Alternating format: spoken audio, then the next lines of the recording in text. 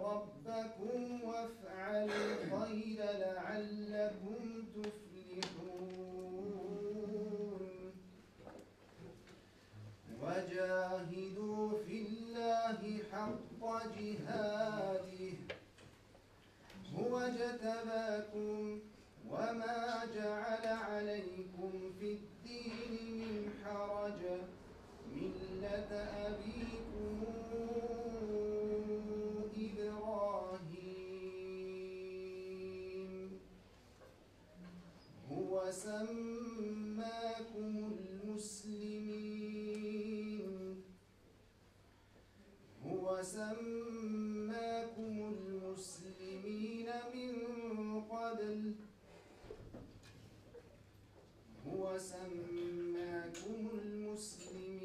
من قبل ليكون الناس لتكونوا شهداء على الناس ويكون الرسول عليهم شهيدا فأقيموا الصلاة وآتوا الزكاة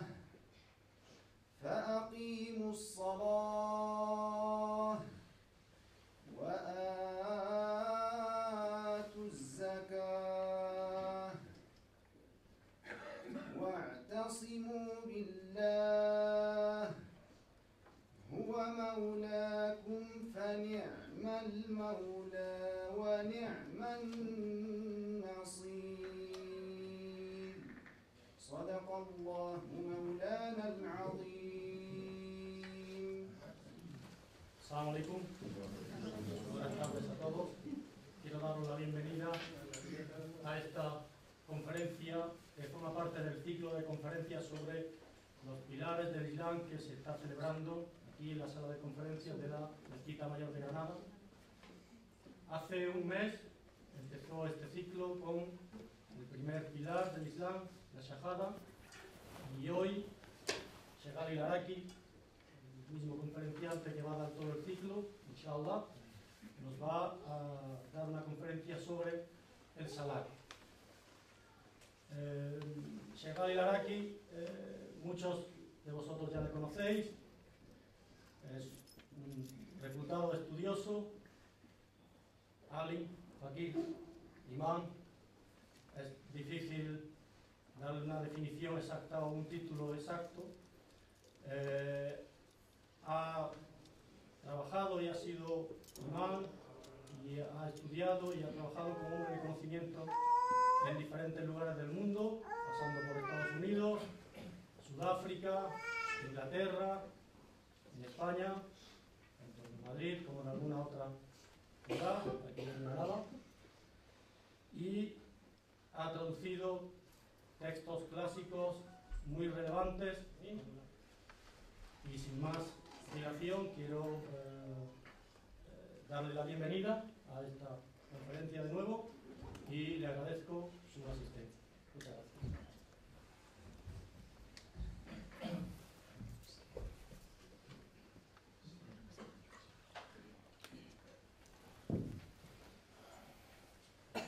بسم الله الرحمن الرحيم والصلاة والسلام على خير المرسلين ولا حول ولا قوة إلا بالله العلي العظيم اللهم علمنا ما ينفعنا وانفعنا بما علمتنا إنك أنت العليم الحكيم.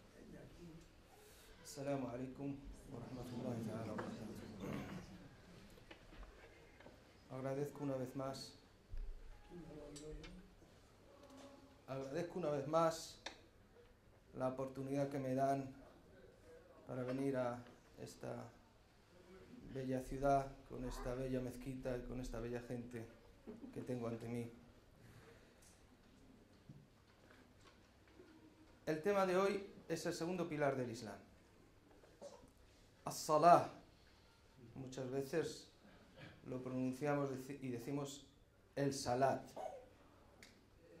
Si es así como lo conocemos, pues el Salat. Comencemos con la definición. Salah significa, cuando se define algo, antes de entrar en definición, cuando se define algo tradicionalmente en árabe, siempre se habla del ma'na al-lughawi y el ma'na al-istilahi. Su significado lingüístico general y luego el significado técnico que la palabra adquiere en un entorno técnico de una ciencia determinada o de un campo determinado. El sentido general o significado lingüístico general y sobre todo el significado lingüístico general que la palabra salah tenía, o sea, su acepción, la acepción que la palabra salah tenía antes de que fuese establecida como el segundo pilar del Islam, era el de du'a, súplica o ruego.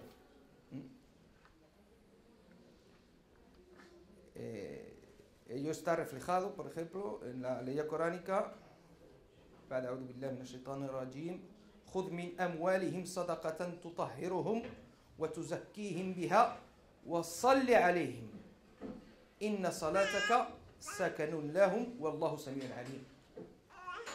وصل عليهم إن صلاتك سكن لهم. Significado del cual es: exígeles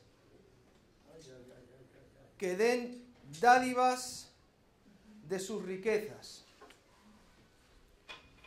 y con ellos los limpiarás y los purificarás. Wasalli alayhim, y pide por ellos, ruega por ellos. Aquí la palabra salli, que es el verbo de salah, se usa con el sentido de pedir, rogar. Inna salataka sakanun lahum. Pues realmente tus ruegos, tus oraciones, tus súplicas son para ellos una garantía, y Allah es quien oye, quien sabe. Entonces, esto es, digamos, que el significado primario, original de la palabra salah.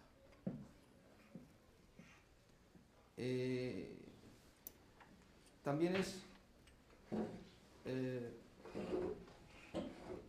conocido el uso de la palabra salah en la famosa ley: Inna Allah wa malaikatahu yusalluna ala al-nabi ya ayyuhal ladhina amanu sallu alayhi wa sallimu taslima.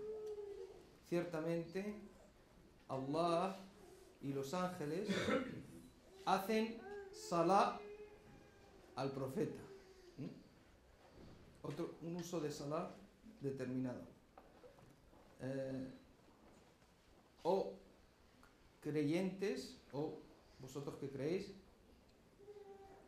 haced salah por él, o sea, el profeta, y pedir y saludarlo, o pedir o rogar por paz. Aquí, como dicen los ulama, el salah, cuando proviene de Allah subhanahu wa ta'ala, significa misericordia. Cuando lo hacen los ángeles, significa istighfar, rogar y pedir por el perdón de alguien. Y cuando lo hacen los humanos, significa ruego o oración. Si profundizamos un poco más en el significado de la palabra salah, se dice que viene de sila. Sila, que significa vínculo.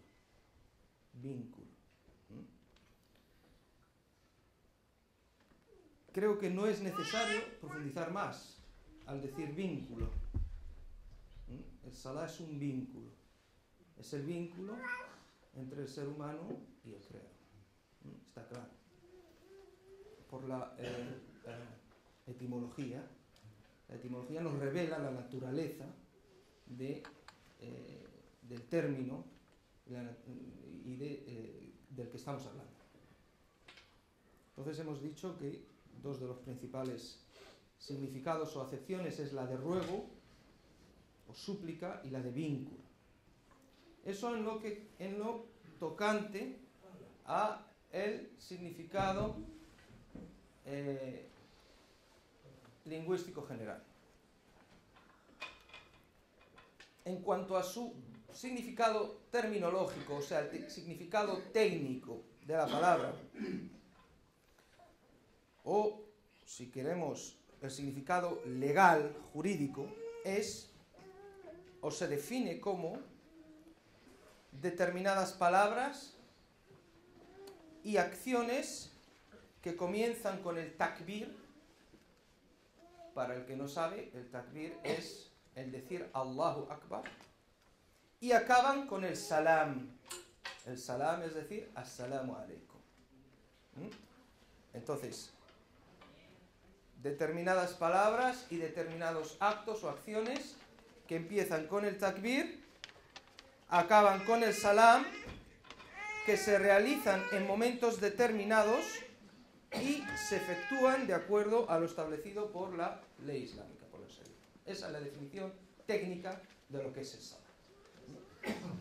Y eso es lo que generalmente, usualmente entendemos cuando hablamos de salam.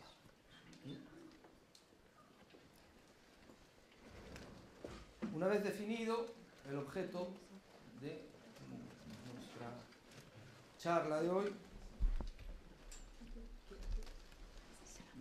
vamos a pasar a en qué momento el Salah fue legislado en la historia del Islam.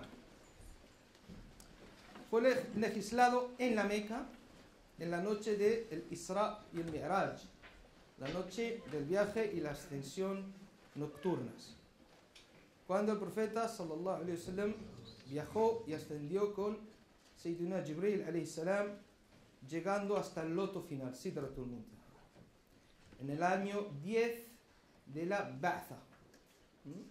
El año 10 de la Ba'tha no es la Hijra, ¿eh? La Hijra es cuando se emigra, la Ba'tha es cuando el profeta sallallahu alaihi wasallam declara, con permiso de su Señor, de que es enviado.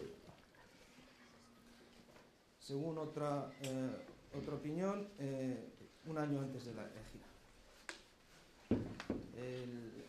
Allah subhanahu wa ta'ala dice: فَكَانَ قَابَ قَوْسَيْنِ أَوْ أَدْنَى فَأَوْحَى إِلَى عَبْدِهِ مَا أَوْحَى. Estuvo de él con mayúscula refiriéndose a Allah, a una distancia de 2 arcos o aún más cerca, y le inspiró a su siervo lo que le inspiró. Los mufassirun, los comentaristas del Corán, en esta aleya, y le inspiró a su siervo lo que le inspiró, dice que se refiere a Salah. En ese momento de la ascensión del profeta sallallahu alaihi wasallam fue cuando Allah le inspiró y le dio instrucción de cómo y de la oración. Anteriormente a ello, solo lo que estaba estipulado eran 2 rakas al día y 2 rakas por la noche. Era lo que había. Entonces eso fue abrogado por la instrucción que Allah, exaltado sea, dio a su profeta, la paz sea con él, cuando ascendió más allá de los 7 cielos. La historia está recogida en varias colecciones de hadith, y el profeta sallallahu alaihi wasallam nos cuenta que cuando ascendió con el Sayyidina Jibril hasta un lugar donde se podía escuchar el escribir, el ruido que hace el cálamo al escribir los decretos, fue ahí donde Allah subhanahu wa ta'ala le ordenó le instruyó, le dijo que sus seguidores tenían que realizar 50 oraciones. Esa era la orden original. O sea, que nosotros, todos los musulmanes, teníamos que haber hecho 50 oraciones. El profeta, la paz con él, pasó en su regreso por el cielo donde estaba Sayyiduna Musa, Moisés, el cual le preguntó: ¿qué le ha ordenado Allah a tus seguidores? Y el profeta respondió 50 oraciones. Sidna Musa le dijo, vuelve a tu Señor y pídele que lo reduzca, que tus seguidores no van a poder. Entonces el profeta sallallahu alaihi wasallam regresó a Allah y le solicitó que redujese el número. Y Allah subhanahu wa ta'ala lo redujo a la mitad. Volvió a pasar en su regreso por donde estaba Sidna Musa y le hizo la misma pregunta y cuando le respondió le dijo, no, vuelve a tu Señor, que tus seguidores no van a poderlo cumplir. Entonces volvió a su Señor y le volvió a solicitar que redujese el número. Otra vez al regreso, lo mismo, la misma pregunta, la misma respuesta. Dile a tu Señor que lo reduzca, que no, tus seguidores no van a poder. Volvió a Allah subhanahu wa ta'ala, solicitó la reducción y Allah le dijo, son 5 oraciones que equivalen a 50. Y mi palabra ya no se cambia. Volvió a pasar por cerca de Sidna Musa, le hizo la pregunta, le respondió, le dijo, vuelve a tu Señor y solicítale que reduzca, que no van a poder. Y dijo, no, ya me siento un poco de vergüenza ya de preguntar a mi Señor otra vez. Así es como quedaron establecidas las 5 oraciones, cuyo valor y recompensa es de 50. Tiene un valor de 50 oraciones.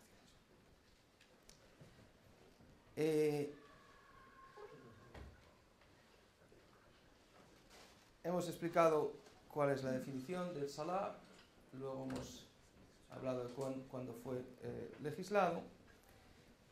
Y lo siguiente de lo que me querría hablar es el estatus del Salah en el Islam. ¿Cuál es el estatus que tiene el Salah en el Islam?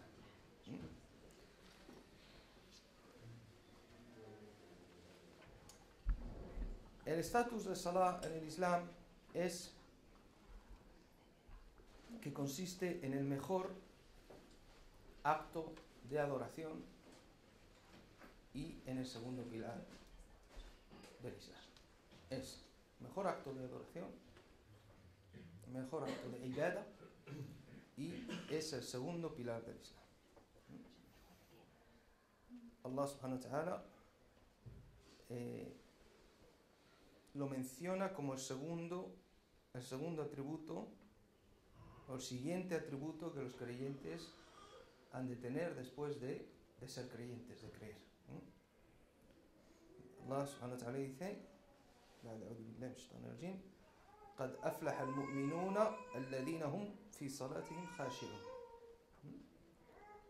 Han triunfado o habrán triunfado los creyentes, aquellos que en su salat estén presentes o estén presentes con humildad.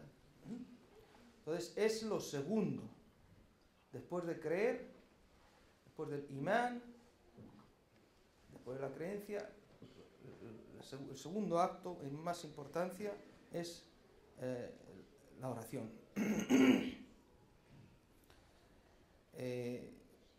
Igualmente Allah subhanahu wa ta'ala dice, إنما يعمر مساجد الله من آمن بالله واليوم الآخر وأقام الصلاة وآتى الزكاة ولم يخشى إلا الله فعسى أولئك أن يكونوا من المهتدين. Las mezquitas son frecuentadas o mantenidas tan solo por quien cree en Allah y en el último día, y lo siguiente, y establece salah. Y luego entregan zakah y no teme sino Allah, etc. Y así podrán ser de los que están guiados. O sea, es el segundo. Al principio del Corán, Surah Al-Baqarah, Alif Lam Mim, ذلك الكتاب لا ريب فيه هدى للمتقين الذين يؤمنون بالغيب ويقيمون الصلاة. Alif Lam Mim, este es el libro, no hay duda en él, es una guía para los temerosos, los que creen en Allah y en el no visto y establecen la oración. Viene inmediatamente. Después de creer, es el segundo acto más importante, y la prueba de ello es en la Sunna, el hadith de Ibn Mas'ud, transmitido en Bukhari, cuando le preguntó al profeta sallallahu alaihi wasallam, ayyul amali ahabbu ila Allah, qué acto, qué acción, qué obra es más querida por Allah, qué obra es la más querida, la más amada por Allah. Y la respuesta del profeta fue as-salatu ala waqtiha, la oración hecha en su hora, la oración realizada en su hora. El hadith prosigue y dice, y luego birrul walidain, ser bueno con nuestros padres o con los padres. Y luego el jihad fi sabilillah. Ese es el hadith. Pero el segundo, o sea, la primera cosa, qué acto, qué acción, lo primero que dice, la oración en su tiempo.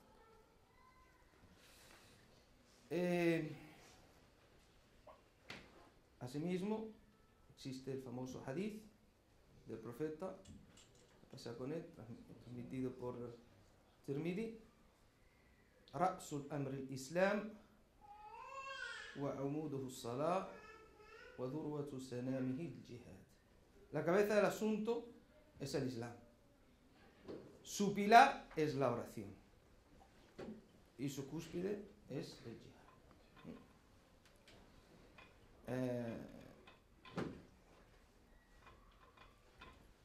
Asimismo, también es importante saber lo que el profeta sallallahu alaihi wasallam nos ha dicho, que la primera cosa que una persona va awwalu ma yuhasabu bihi al-abdu as-salah, la primera cosa que una persona se le va a preguntar el día del juicio, la primera cosa de la que va a tener que rendir cuentas va a ser el salah. Si el salah está bien, si su salah está bien porque la ha hecho o porque la ha hecho bien, ya no solo que la haga o no lo haga, sino que la haga bien, esa es otra. Entonces habrá tenido éxito y se salvará. Pero si no, fracasará y se condenará. Eso es un hadith. O sea, que es lo primero que se nos va a pedir, lo primero que se nos va a exigir. Entonces es, después de la creencia, el segundo pilar. Y para acabar sobre la importancia y el estatus que tiene el salah en el Islam, quiero acabar con las palabras de Sayyidina Umar ibn al-Khattab radiyallahu anhu, lo que él escribía a sus gobernantes, a los que él mandaba en representación de su gobierno, como representantes de su gobierno en las distintas provincias. Él le decía: Inna ahamma amrikum indi salah, lo más importante de vuestros asuntos para mí es el salah. El salah tiene que, es lo fundamental. فمن حفظها وحافظ عليها حفظ دينه. Quien la proteja y la observa y la cumple, protege su din. ومن ضيعها فهو لما سواها أضيع. Quien es negligente con la misma será muchísimo más negligente con el resto de las cosas. El salah no solamente es un ritual. ¿Qué es lo que quiere decir? Que el salah no es un ritual que se hace mecánicamente 5 veces al día. Es el acto, es el vínculo entre nosotros y Allah subhanahu wa ta'ala. Y es el que regula las acciones Si el Salah, como dijo Umar ibn Khattab, si el Salah está ahí, en este dunya, la posibilidad de que se obre correctamente está ahí. Y en el Ákhira, si el Salah está ahí, es cuando se le va a juzgar a la persona por el resto de las acciones. Pero si en el dunya el Salah no está ahí, no hay nada. No hay nada porque luego veremos más tarde. La ausencia del Salah es la ausencia, es lo que es la manifestación, la ausencia del Salah es la manifestación de el obrar erróneo de la persona. El resto de su obrar va a ser inaceptable. Por eso Allah subhanahu wa ta'ala lo primero que pide el día del juicio es el Salah. No hay Salah, el resto ya ni cuenta. Y ahora en ello vamos al hablar de la hikmah de Salah, la sabiduría que hay en ella. Vamos a poder vislumbrar qué efectos tiene y realmente qué es lo que significa el Salah. Se puede hablar de Salah ilimitablemente y sobre los secretos del Salah y sobre la hikmah de Salah sin límite. Pero como tenemos límite temporal y ante todo límite en mi capacidad, pues me tengo que ceñir a ciertos aspectos solamente. No voy a poder hablar de todos.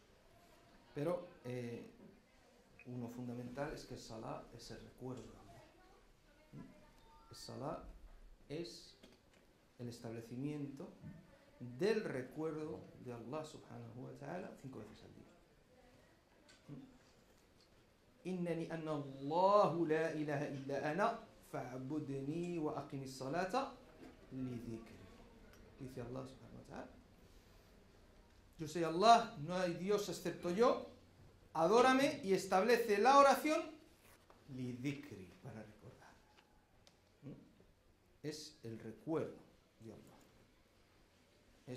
Y es el recuerdo de Allah en su manera más elevada. El profeta sallallahu alaihi wasallam dijo: cuando uno de vosotros se levanta a rezar, está manteniendo una conversación íntima con su Señor. Entonces, cuando uno reza, no está ejecutando un acto mecánico de recitación o de postración e inclinación. Está haciendo un acto está conectándose con su creador, está conectándose con quien le ha creado, está manteniendo una conversación íntima con su creador. No está simple y llanamente de modo mecánico profiriendo ciertas oraciones, ciertas frases que ha memorizado. No. Está hablando con Allah y está siendo consciente durante esos pocos minutos que dura una oración. Por si no hay musulmanes presentes, que sepan que la oración en el Islam, la oración obligatoria en el Islam son 5. Son 5 oraciones y cada oración dura entre 2 y 3 minutos, nada más. Pero son 2 o 3 minutos que cambian la vida de una persona. Porque en ese momento, esa persona, durante esos 5 minutos, él sabe quién es él y sabe quién es él con mayúsculas. Él sabe que él es un siervo creado por Allah, que es su creador y es el que tiene el dominio y el control absoluto de todo. Entonces, durante 5 minutos al día, de estar inmerso en la cotidianidad de la familia, del trabajo, de los amigos, se corta esa línea de acción, se interrumpe, diría casi bruscamente, aunque no es bruscamente porque hay que hacer la preparación, que es la purificación, que es el vudú, y durante esos minutos se toma conciencia de la realidad. Esa es la realidad. Esa es la realidad. Cuando estamos ante Allah subhanahu wa ta'ala, cuando estamos poniendo, sobre todo cuando ponemos la cabeza en el suelo, esa es la realidad. Lo que ocurre fuera, a mí me gusta llamarlo el Matrix. Pero la realidad es esa. Es lo que uno es.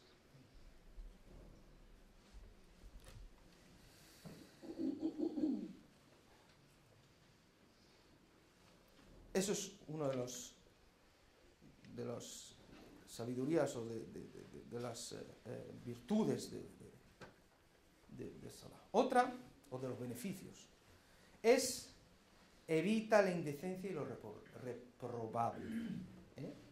Y esto está conectado con las palabras de Umar ibn al-Khattab radiyallahu anhu, que mandó a sus gobernantes. El Salah tiene la naturaleza de evitar lo indecente y lo reprobable. Dice Allah subhanahu wa ta'ala: "Ba'da billahi min shaitanir rajim, wa aqimis salata inna salata tanha 'anil fahsha'i wal munkar wa la dhikrullahi akbar wallahu ya'lamu ma tasna'un." Y establece Salah. Es cierto que el Salah impide la indecencia y lo reprobable. Pero recuerde, Allah es mayor y Allah sabe lo que hacéis. Entonces, como hemos dicho, el Salah tiene ese elemento de ser un freno, un escudo, un impedimento para cometer lo que es indecente y lo que es reprobable. Y cómo no, cuando una persona sabe que 5 veces al día va a tener que estar ante su Señor, sabe que va a estar ante su Señor y que su Señor todo lo ve y que está exponiendo su alma ante Él, le cuesta mucho, no digo que no lo vaya a hacer, pero le cuesta mucho hacer algo que su Señor ha prohibido. Porque el munkar o el fahsha o el munkar, lo reprobable, lo indecente, lo reprobable es lo que Allah ha prohibido en la Sharia. Por eso Umar ibn al-Khattab, lo más importante para él de sus gobernantes era el Salah. Porque si está el Salah, la posibilidad de que esa persona sea decente en su comportamiento está ahí. Pero cuando no hay Salah, es muy difícil que haya decencia. Porque si no tiene miedo de su propio Señor y no cumple ante lo que su Señor le ha ordenado, si no teme a quien le ha creado, a quien no le ha creado, muchísimo menos. Entonces la lógica es esa. La lógica es esa. Es la lógica del temor de Allah, establecido en la oración. Y estamos hablando del consejo que le daba el líder supremo de los musulmanes a sus gobernantes. No solamente a la masa de creyentes, a los gobernantes, a los responsables de la sociedad. Porque una sociedad islámica, musulmana, es una sociedad basada en el temor de Allah, en el saber que Allah nos está viendo. No en un ejército inacabable de normativas regulatorias para evitar la comisión de distintos tipos de fraudes administrativos, que están bien que estén, pero que al final no pueden evitar al-fahsha o al-munkar, la indecencia y la como hemos dicho la palabra reprobable o lo reprobable. ¿Por qué? Pues porque para evitarlo la persona tiene que tener esa conciencia de que Allah le está viendo y ese temor de Allah. Entonces hace las cosas porque teme a Allah subhanahu wa ta'ala, no porque la cámara me va a pillar o porque no.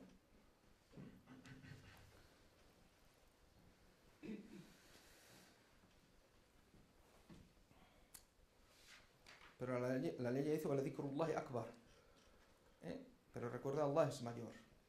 ¿Qué significa eso? Tiene muchos significados, son muchas opiniones. Pero significa que el recuerdo constante de Allah, no solamente en la oración, sino constantemente a lo largo de todo el día, de toda la vida, es mayor. Es mayor en evitar lo reprobable y lo indecente. Si recordamos a Allah en la oración, eso es algo que nos hace evitar lo indecente y reprobable. Pero si le recordamos dentro y fuera,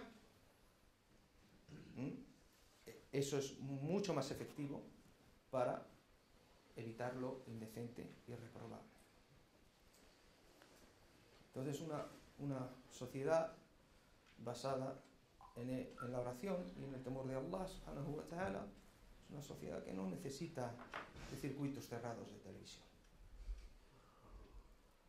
porque ya hay un circuito cerrado de televisión.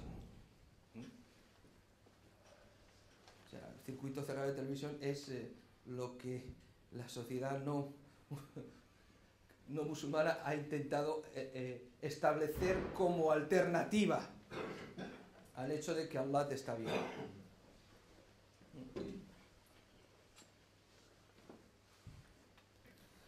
Asimismo, la oración es una ayuda y una asistencia en todo aquello que nos pueda aquejar y afligir.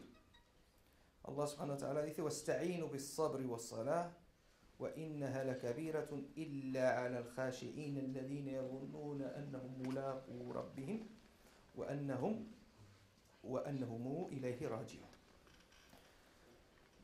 Buscad ayuda en la constancia, en el sabr y en el salah, porque este no es un peso para los humildes, los que creen con certeza que encontrarán a su Señor y que a Él han de volver.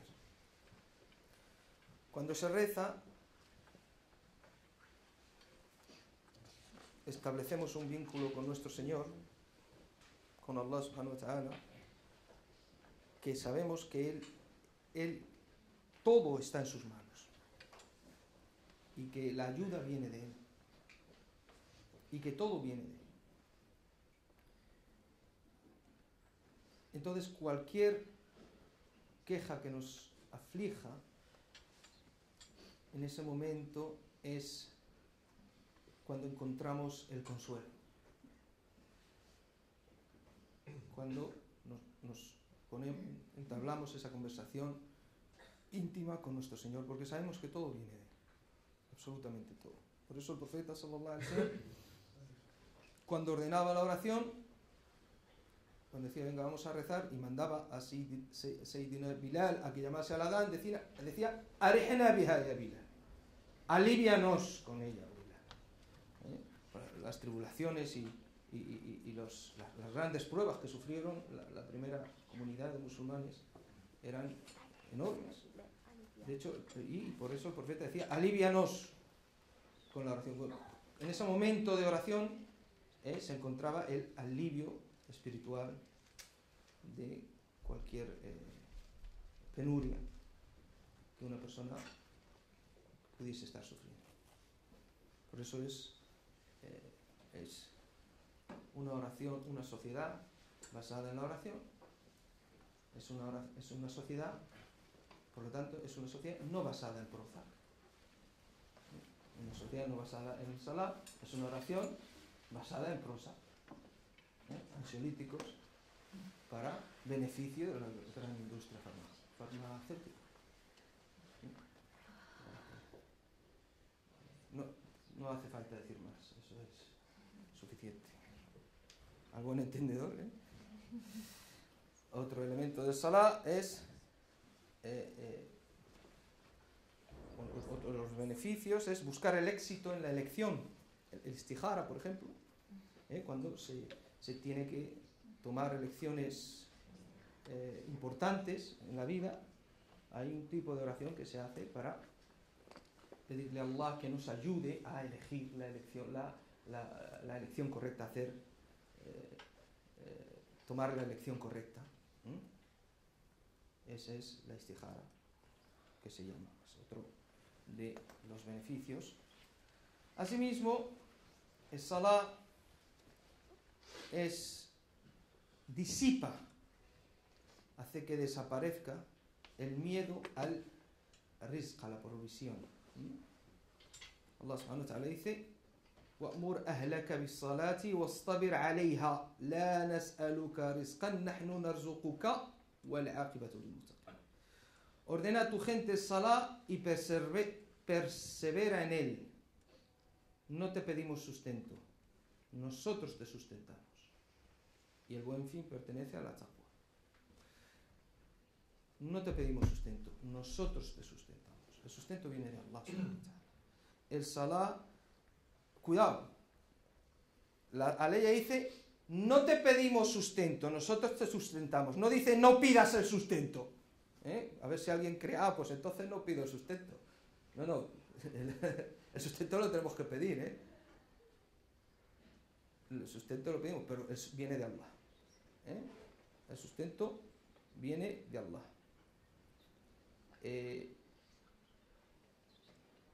Lo que hace el salah es hacer que nos demos cuenta de que el sustento viene de él. Y de que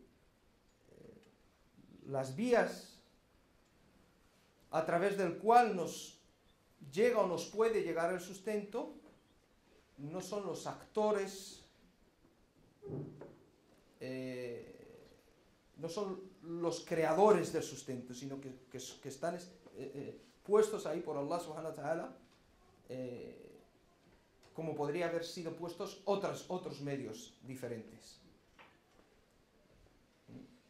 Pero ya se sabe que una sociedad basada en el miedo al sustento, en el miedo en que no voy a poder pagar, no voy a poder esto, no voy a poder... Eso es una sociedad de gente mezquina. Mientras que una sociedad que está basada en la creencia de que el sustento viene de Allah es una sociedad generosa. Es una sociedad que da. Y una sociedad que está basada en lo opuesto es una sociedad mezquina, que no da, quita. Al único al que da es a las casas de seguros. Eso sí que les da, mensualmente. Para asegurarse que si me pasa, que si esto, que si lo otro. Esos son los que se llenan los bolsillos. Por el miedo a si me ocurre esto, si me ocurre lo otro. Pero una sociedad basada en el salah, por lo tanto basada en el conocimiento de que el rizq viene de Allah, como podéis ver, no se puede desvincular el segundo pilar del primero, está conectado. Creencia y salah. Una sociedad basada en el conocimiento y en la creencia de que el rizq viene de Allah, de que el sustento viene de Allah, es una sociedad que no tiene miedo a dar y que da y que es generosa. Eso lo saben. La prueba más tangible es cualquier persona que haya ido a visitar un país musulmán. Cualquier persona, sea de la religión que sea.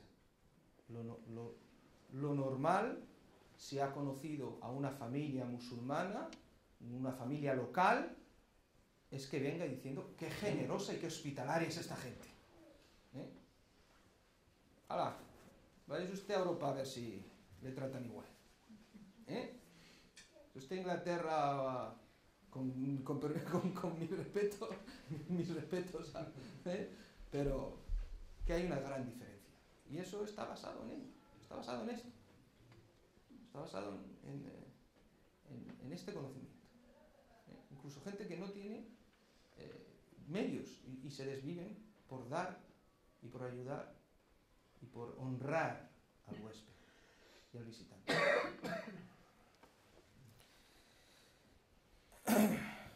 El Salah, otro de los beneficios o de la sabiduría del Salah, etc., es que es éxito. Allah subhanahu wa ta'ala dice en el Corán, en su sagrado libro, قَدْ أَفْلَحَ الْمُؤْمِنُونَ الَّذِينَ هُمْ فِي صَلَاتِهِمْ خَاشِعُونَ.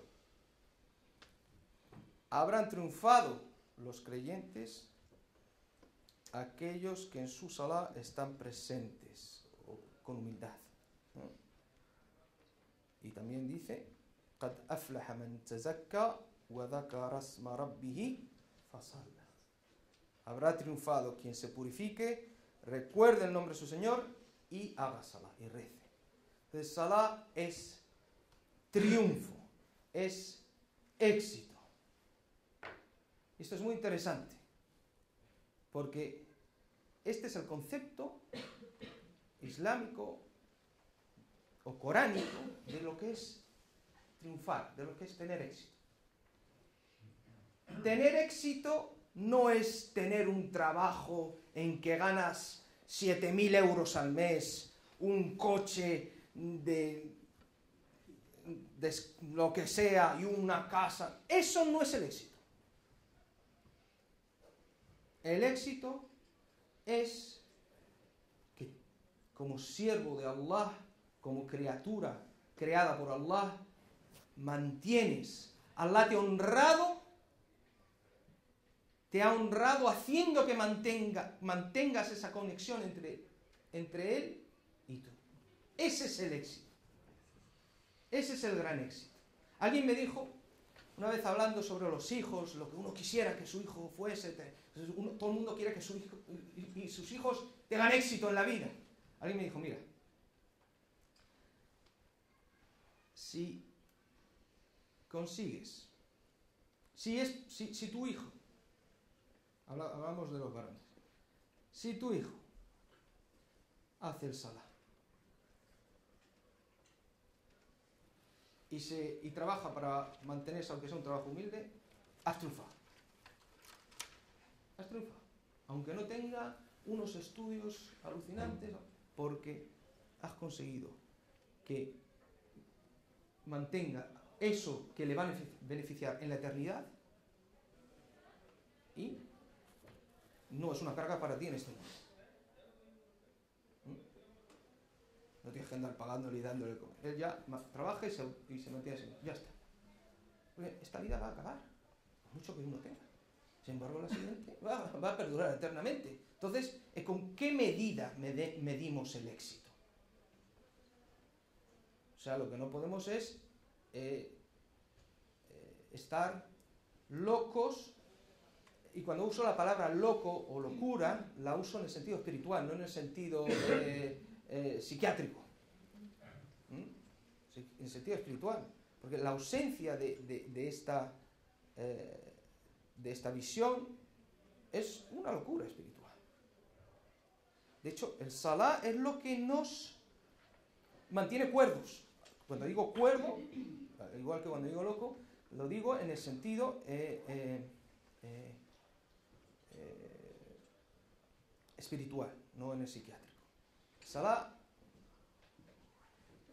esas cinco oraciones que hacemos diariamente, es lo que mantiene nuestra cordura. Porque fuera de ello es locura. Es locura. porque es una estimación de una realidad equivocada. Emitiríamos juicios basados en una estimación de la realidad totalmente equivocada. ¿Cuál es? Que solo existe esta vida. Que solo existe esta vida. Ese es el juicio equivocado, basado en una estimación de la realidad equivocada. La realidad es que existe otra vida. Y por último, de los distintos beneficios o virtudes del Salah, me gustaría añadir las palabras del profeta sallallahu alaihi wasallam cuando dijo: "Waju'ilat qurratu 'aini fi salah". Mi gozo, mi deleite se halla en el Salah. Por lo tanto, el Salah es gozo y deleite. Y eso es cuando el Salah se convierte en gozo, y cuando el Salah se convierte en deleite, es cuando entendemos la verdadera dimensión de lo que es el Salah. Lo cual no significa que cuando no es gozo o no es deleite no tenga gran recompensa. Una vez, hablando con una persona, me dice: es que hay veces que esto de levantarse, hacer el wudú y el Salah, que hay momentos que realmente uno quiere estar viendo la serie o lo que sea. Y yo le dije: mira, precisamente en esos momentos cuando más te fastidia hacer el Salah es cuando Allah más premio te da por ella. Pues decía: es que hay momentos que sí, es que lo que quiero es el Salah, pero hay momentos que, o sea, es ahí, esos momentos los ha puesto hacia Allah. Esos momentos de fastidio los ha puesto Allah porque te quiere dar más. Porque el esfuerzo que tienes que hacer contra tus pasiones y tus deseos es más grande. Entonces, el beneficio es más grande. La recompensa es más grande. Con esto acabo. No acabo, porque sería interminable hablar de los beneficios y de la sabiduría que encierra el Salah. Pero, como hemos dicho, todo tiene límite y me gustaría hablar rápidamente de un par de cosas, y es del juicio jurídico de quien no reza. ¿Qué es lo que dice la Sharia de aquel que no reza? Quien niega la obligatoriedad del Salah, quien dice el Salah no es obligatorio para mí, ese es, según la ley islámica, se le define como kafir murtad, o sea, incrédulo apóstata, por consenso. Ahí no hay diferencias de opinión. El profeta sallallahu alaihi wasallam dijo: "Laysa bayna al-abdi wa bayna al-kufri illa tarku as-salah". No hay entre el siervo y el kufr más que el hecho de dejar el salah. Y dijo: "El-ahdu alladhi baynana wa baynahum as-salah, faman tarakaha faqad kafara". Y dijo: el pacto que se interpone entre nosotros y ellos, refiriéndose a los kufar, es el Salah. El que lo deja ha cometido kufr. Quien no niega su obligatoriedad, pero no reza, quien dice: sí, es obligatorio, pero no quiero rezar, porque estoy vago, no sé qué. Cuando sea mayor. Hay diferencia de opinión entre los ulama de si es kafir murtad o no. La mayoría dice no. Es musulmán, pero es un musulmán transgresor. Pero hay algunos que dicen que es kafir murtad. Es un apóstata, es un incrédulo. Esto es importante saber a título de información. Tipos de salah. Hay salah que son fardu ain. Fardu ain significa que todo el mundo está obligado a hacer. Todos. Las 5 oraciones diarias y el Juma para los hombres. Hay oraciones que son fardu kifaya. Significa que si lo hace una parte de la comunidad, el resto de la comunidad está exenta. Como la oración del janaza, la oración fúnebre. Hay oraciones que son sunna muakkada, que son sunnas confirmadas. que el profeta sallallahu alaihi wasallam las hacía siempre, sin indicar que fuesen obligatorias, como por ejemplo el witr, la oración de witr, la oración de los eids, la oración del eclipse solar y la oración de la petición de lluvia. Hay oraciones que son fadila, que se dice superrogatorias, como la oración de saludo a la mezquita, la oración del eclipse lunar, la oración nocturna antes del fajr, tahajjud, que se llama, o qiyam al-layl, la oración de tarawih en Ramadán, después de Isha, la oración de shaf', que son las 2 rakas que se hacen antes de witr, el sujud al Qur'an, las 2 sajdas que se hacen cuando se recita el Qur'an y se recita una ley determinada que menciona el sujud, y la oración de duha, que es por la mañana, después de que se alza el sol sobre el horizonte, antes de dhuhr. Luego están las llamadas rawatib, que son oraciones superrogatorias que se dan y que se hacen antes y después de las oraciones obligatorias, como por ejemplo antes y después de dhuhr, se hacen 2 o 4 antes, o 2 o 4 después de dhuhr, 2 o 4 antes de asar, 2, 4 o 6 después de maghrib y después de isha también. Luego están las nawafil, también otro tipo de oración superrogatoria, que es el istihara, que mencionamos, el pedir a Allah que nos ayude a elegir lo mejor, la oración después de hacer wudú, 2 rakas después de hacer wudú, al ir a salir de viaje, la oración del que va a ser ejecutado, 2 rakas antes de ser ejecutado, que Allah nos proteja a todos, la oración del que hace tauba, cuando quiere una persona se arrepiente de algo que ha hecho mal en su vida y hace 2 rakas para totalmente cerrar ese tema, la oración de cuando se tiene una necesidad, 2 rakas entre el adán y el iqama, y en cualquier momento en que no sea ni haram ni makruh rezar. Las oraciones de naturaleza makruh desaconsejables son después de subh, o sea, después de las 2 rakas obligatorias del día, por la mañana, después de asar, después de jumu'ah, antes y después de las oraciones del Eid, y entre las oraciones obligatorias de viaje cuando se junta. Y oraciones haram es cuando está saliendo o poniéndose el sol, cuando sale el imán para dar el khutbah, eso en la escuela maliki, o hacer oraciones supererogatorias cuando se deben oraciones obligatorias. Si se debe oraciones obligatorias no se deben de hacer las supererogatorias, hay que hacer las obligatorias que se deben. O empezar una oración, otra cuando el imán está haciendo una oración, o sea, está el imán rezando una oración y uno va y hace la suya, o un grupo hace la suya a la vez que hace el imán. Eso no, eso es haram, Entonces, con esto, hombre, podía haber hablado más sobre el tema del vudú, las purificaciones, distintos tipos de purificación, el vudú, el ghusl, el tayammum, etc.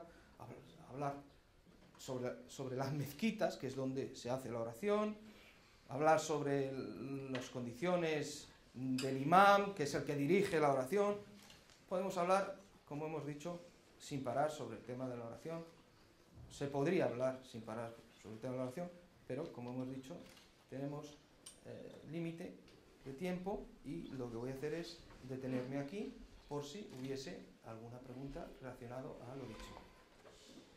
Adelante. ¿Podría explicar fácilmente la postración del olvido cuando uno tiene olvido en el salat? Bueno, voy a intentar hacerlo lo más fácil posible. Cuando se sustrae algo, la postración de olvido es antes del salam y son 2 prostraciones. Dos sajdas. Y cuando se añade algo, se hace después del salam. Eso es lo más fácil que lo puedo poner. Hay más, pero no quiero meterme. ¿Se dice atahiyatu completo? Sí, se dice, no. La primera hasta ashhadu an la ilaha illallah wahdahu la sharika lahu wa ashhadu anna muhammadan rasulullah. El salat ala nabi no hace falta. El salat Es makruh hacerlo solo. Lo suyo es hacerlo con Shafi.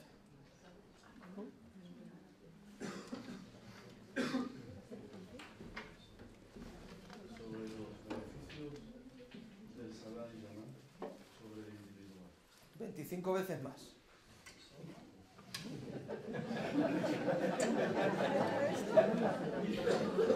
El Salah en Jamá es 25 veces más beneficioso, tiene 25 veces más recompensa que el Salah solo. Luego entra la pregunta de Jamá en la mezquita o Jamá en mi casa. Esa también puede ser. ¿Qué hombres? No, eso para todo el mundo. Eso es para todo el mundo. Eso es para todo el mundo. No hay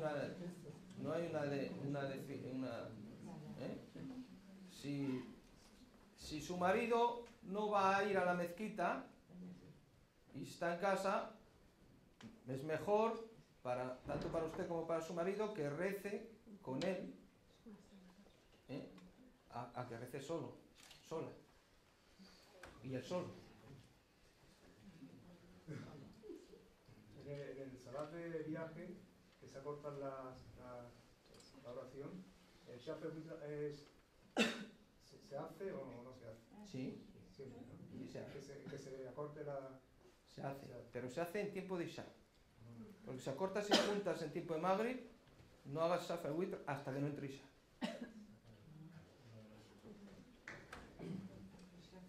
Sí. ¿Es cierto que después de cierta edad, como 80 años, ya no es fard el salat? No es cierto. Es fard siempre.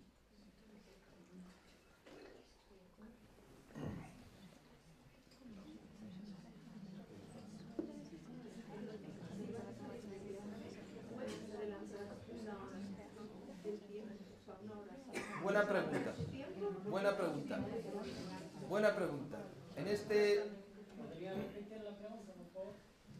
La señora pregunta cuando se va a salir de viaje, si se va a salir de viaje y se sabe que no se va a poder hacer la oración, que va a haber un impedimento que no nos va a permitir hacer la oración en su momento, que si se puede adelantar la oración a su tiempo, como por ejemplo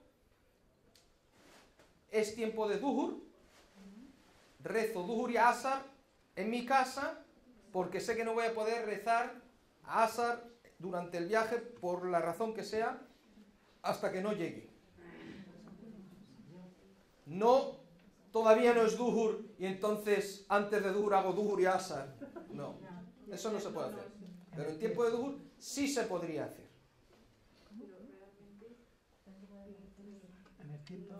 No hay bueno, no sé qué impedimentos se puede encontrar a la hora de hacer un salat. Si estás en un avión, si llega el tiempo de salat, ¿qué podrías hacer?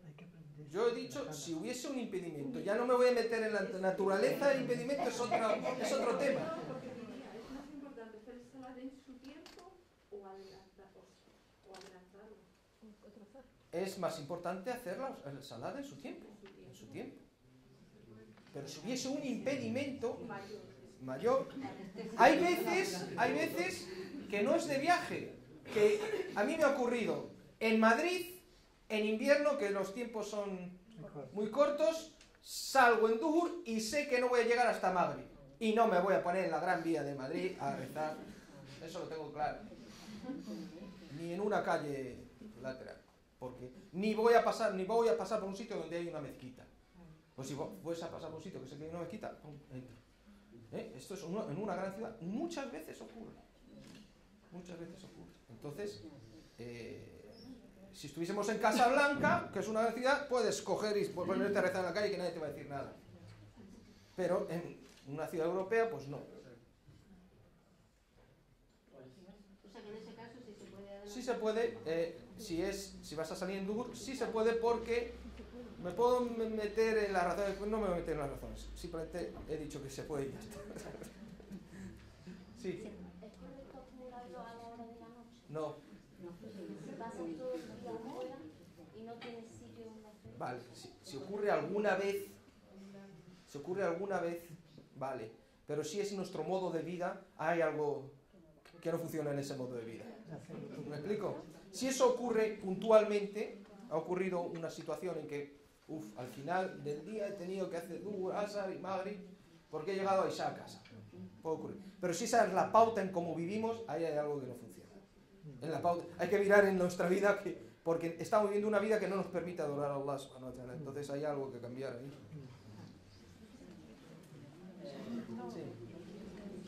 Si en Ramadán quieres salir de viaje. Hay una señora antes, perdone. Sí.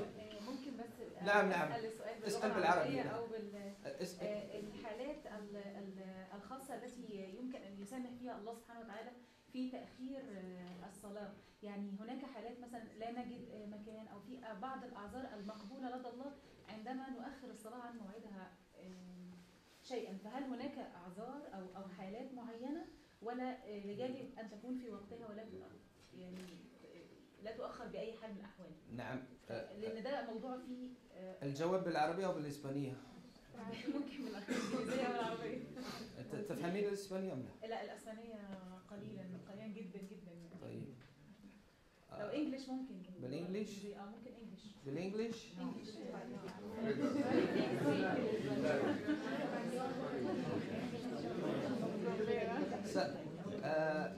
أرد عليك بالعربية بسرعة ثم أترجم إلى الإسبانية. يعني الحالات هي يعني تأخير الصلاة عن وقتها، لأن الأوقات تنقسم إلى وقت اختياري ووقت ضروري.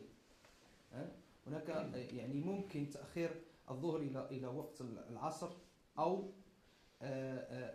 تعجيل العصر إلى وقت الظهر، وكذلك تأخير صلاة المغرب إلى وقت العشاء، أو تعجيل صلاة العشاء إلى وقت المغرب في حالات معينة ضرورية، مثل الإنسان الذي يعيش في مدينة كبيرة أوروبية ليس فيها مساجد يعني موجودة موفرة، فلا يعقل الإنسان أن يعني يأخذ سجادة ويصلي في الشارع، قد يؤثر هذه يعني مشاكل إلى آخره.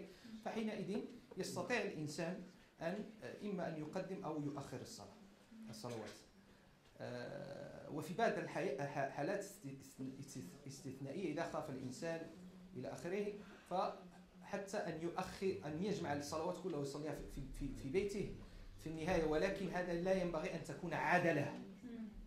إذا كانت عادة فيجب الإنسان أن يغير طريق حياته، لأن لا يستطيع الإنسان أن يعيش حياته وهو يجمع دائما الصلوات. أما إذا حدث مرة واحدة فالله غفور رحيم. مفهوم؟ فهذه هي الحالات معينة. إن لم تكن هناك أي ضرورة أو كانت المساجد موفرة إلى آخره ولا خوف للإنسان في أن يصلي إلى آخره، يجب الإنسان أن يلتزم بأوقات الصلاة. طيب. Lo que me ha preguntado la señora es simplemente que en qué situaciones se puede retrasar o adelantar las oraciones. Y he dicho que las oraciones se pueden atrasar o adelantar, como he dicho, Duhur, Asar, o bien atrasarlas a Asar o adelantarlas a Duhur y Maghrib Isha, lo mismo, en situaciones en que una persona, pues como hemos dicho, va a salir a la calle, no hay... por ejemplo, hay ciudades en Inglaterra donde hay mezquitas a trochimoche.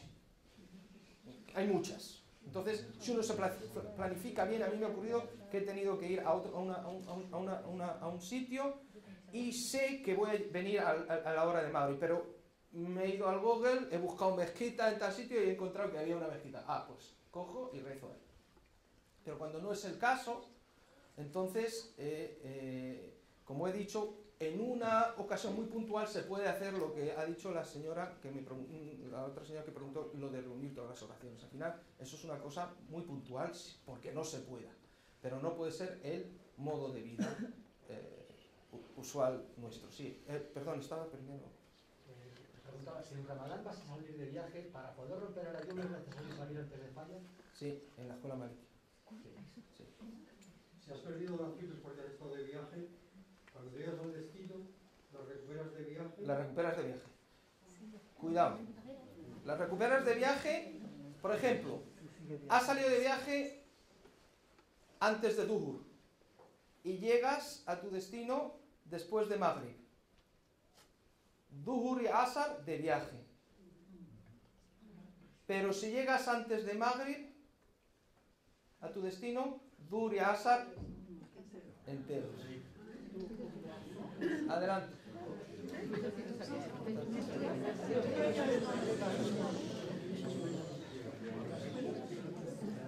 Perdón, había un señor ahí.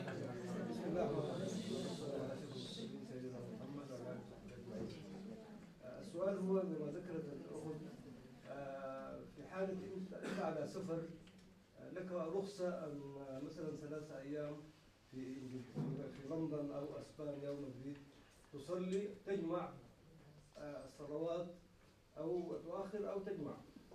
عندك فترة مؤقتة مش كده 3 أيام. لا لا. كم يوم؟ يعني بينما أنت مسافرا إذا سافرت. لا يعني أقصد يعني أنت وصلت لندن وستبقى فيه كم أيام؟ يعني ممكن أنا جاي شيء معين وأرجع الوطن بتاعي. في هذه الحالة أنا مش عارف حقعد 3 أيام 4 أيام. طيب. فأقصر وأجمع. تقصر وتجمع. نعم تقصر وتجمع. صحيح. هذا صحيح. نعم. Me estaba preguntando sobre las reglas de acortar y juntar las oraciones cuando se está de viaje. ¿Sí? ¿Había alguien más? Yo quería preguntar sobre el tema este de que no sea usual, pero se puede dar el caso de que salgas por la mañana y no puedas hacer un salat. Y luego llegas al destino, pero llegas a Isha, por ejemplo. Sí. Entonces, ¿cómo sería? ¿Tendrías que hacerla completo? Duhur, Asar del viaje, Maghrib e Isha. Maghrib siempre no cambia, Isha completa.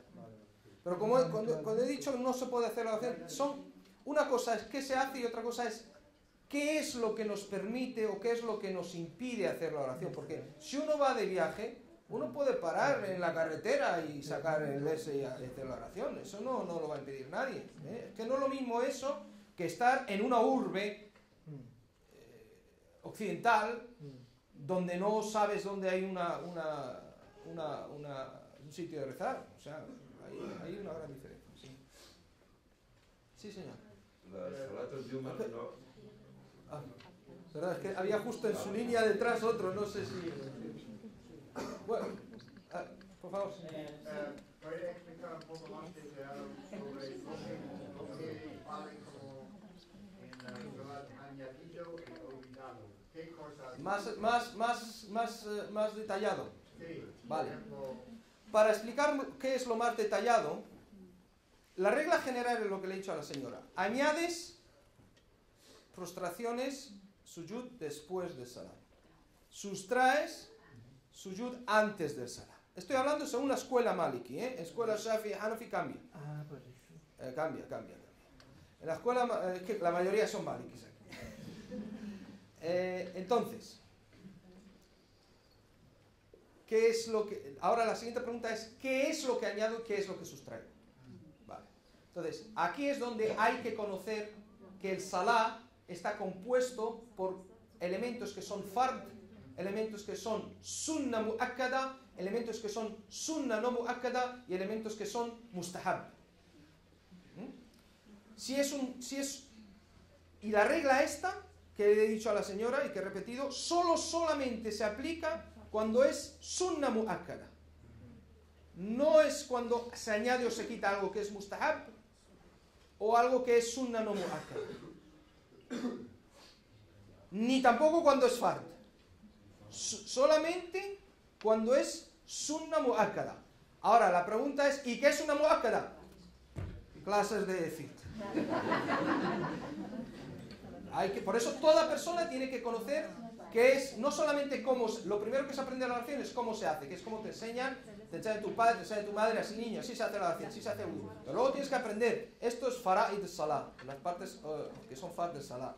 Estas son sunan de salah, estas son las sunnas de salah, estas son las mustahabbat de salah, esto es makruhat, la parte makruh, esto mubtilat salah, esto es lo que hace que anula el salah. Todo eso hay que aprenderlo, si queréis hacer la oración como es debido. Si eso ya, pues, ya sabéis que es lo primero que Allah nos va a preguntar. Sí, señor. Espera, perdón, estaba... Perdón, es que estaba... Está claro que Salat al-Juma para las mujeres no es obligatorio. No, está clarísimo. Bien. Entonces, llamada en expansión que tiene una mezquita y empieza a tener problemas de espacio, está bien que el gobernante o el gobernador del gobernante o el imán o el emir diga a las mujeres no vengáis, quedaros en casa. No. Por supuesto que sí.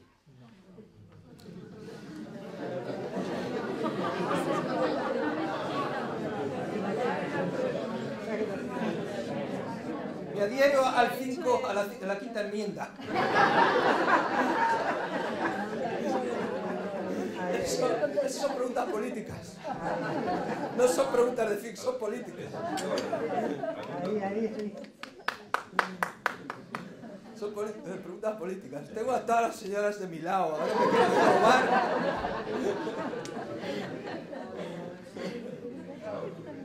Lo que sí sé y lo que sí es claro es que para los hombres es obligatorio, para las mujeres no es obligatorio. Eso sí está claro. Ya está. Sí, dígame. Venga. Yo tengo dos preguntas. La primera está relacionada con el número de rak'at. Sí, señor. El profeta ﷺ tuvo algo de wahi sobre diciendo que el Dhuhr son 4, el Asr son 4, el Maghrib son 3 o el Isha son 4. Otra pregunta, sí.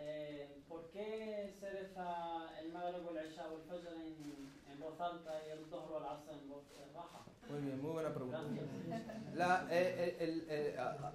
El orden del número de oraciones que tenemos que hacer fue establecido por Allah subhanahu wa ta'ala y se lo ordenó al profeta en su viaje nocturno, como he dicho. Pero el cómo hacer la oración fue enseñado por Sidna Jibril a Sidna Muhammad sallallahu alaihi wasallam, le enseñó cómo hacer la oración. En el principio del libro Muwatta, habla precisamente de eso. Y este tipo de número de 4 en Dhuhr, ¿por qué son 4 en Dhuhr? ¿Por qué son 3 en Asr? ¿Por qué son 2? ¿Por qué es en voz alta? ¿Por qué es en voz baja? Esto es lo que se llama en el fiqh tawqifi. Significa que no tiene un significado determinado. Está establecido así porque Allah así lo ha establecido. Hay determinadas cosas que tienen una razón de ser clara. Y hay determinadas cosas en la Sharia. Y hay determinadas cosas en la Sharia que no tienen una razón de ser clara. Pero así está establecido y es así como Allah prueba si le obedecemos o no le obedecemos. Eso es... por ejemplo, ¿por qué el hombre no debe de llevar oro? No hay una razón establecida.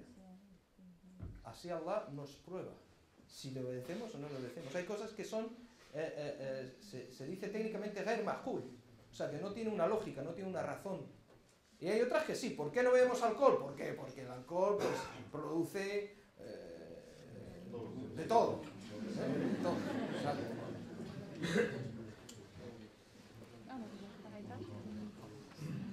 Última. No, es que escuché una vez, porque el Juma solo son 2 rakat en vez de 4, pero ¿cuentan como un rakat los 2 khutbas? O sí, porque si llegas tarde y no has escuchado el primer khutba, solo son 3, el segundo khutba y 2 rakat. O no es así, lo escuché una vez, no sé. Juma es 2 rakas. Si uno llega tarde porque no ha podido y llega solo a una raka, solo tiene que hacer una raka más. Si uno llega tarde porque ha querido llegar tarde, bueno, vamos retrasando, tiene que hacer 4. Pero si pierdes las 2 khutbas, no pasa nada. Si se pierden las 2 khutbas porque no ha podido, no pasa nada. Si pierde las 2 khutbas porque no ha querido entrar, porque dice no me interesa lo que va a decir el imam, no tiene que recuperarlo de ninguna manera, pero ha obrado mal, ha hecho algo incorrecto. Porque la obligación es de estar desde el principio del khutbah hasta el salam de la oración.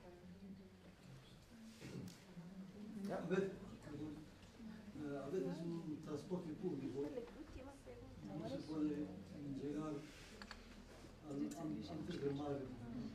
Y tiene el Duhur, ha salido antes del Duhur y del Asr. Se puede rezar el mismo. Antes del Duhur, antes del Duhur. Salió antes del Duhur. Después tiene el Duhur, el Asr, pero va a llegar, no para el medio de transporte público, no para. Sí. Y puede hacer el rezo sentado. Hay ulama que dicen sí, que lo hagas sentado, y hay quien dice hazlo sentado y luego cuando llegas lo repites. Hay distintas opiniones en este asunto. Los que dicen que lo hagas sentado se basan en el permiso de hacer la oración en un barco, que está permitido en un barco. Es que hay dos cosas. Una cosa es si hay sitio o no hay sitio, y otra cosa es si se puede hacer haya o no haya sitio. La posición más segura es hazlo y luego repítelo. Eso es lo más seguro. Porque muchas veces viniendo de Madrid a Algeciras, llega al Fetch y no llega a Algeciras hasta las 8 o las 9. Claro. Entonces el autocar no para. Claro. Se puede hacer el Fetch. Se puede hacer, y si uno, para quedarse en lo seguro, que lo repita. O eso no es, ¿no? No necesariamente o eso. Lo más fácil es siempre lo recomendable. Si es posible. Porque Hay dos escuelas. Hay la escuela de lo más fácil y la escuela de estar en lo más seguro.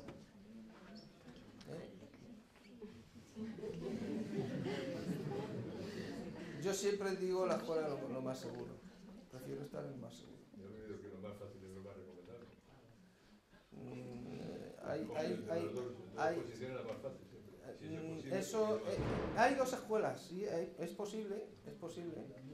Eso es, la sunna del profeta sallallahu alaihi wasallam era de entre dos opciones elegir siempre la más fácil. Pero una cosa es la elección del profeta sallallahu alaihi wasallam para su umma, y otra cosa es la responsabilidad de dar una fatwa y de que sobre las espaldas de uno esté el haber hecho mal los otros. Entonces, ¿comprendes? En ese sentido yo no quiero coger responsabilidades. Última, por favor, venga. Si en ese servicio público que estamos hablando tienes que hacer el salar y el autobús o lo que vaya no va enquilado, o sea, tú estás sentado así, lo hace igualmente aunque la dirección de la quila no sea correcta.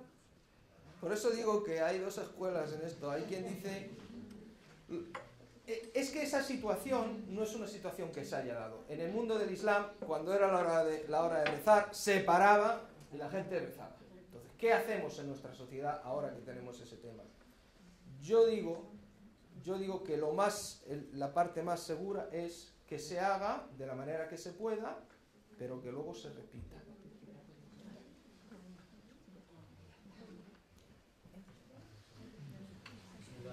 بسم الله الرحمن الرحيم الحمد لله رب العالمين الرحمن الرحيم مالك يوم الدين إياك نعبد وإياك نستعين اهدنا الصراط المستقيم صراط الذين أنعمت عليهم غير المغضوب عليهم ولا الضالين آمين سبحان ربك رب العزة عما يصفون وسلام على المرسلين والحمد لله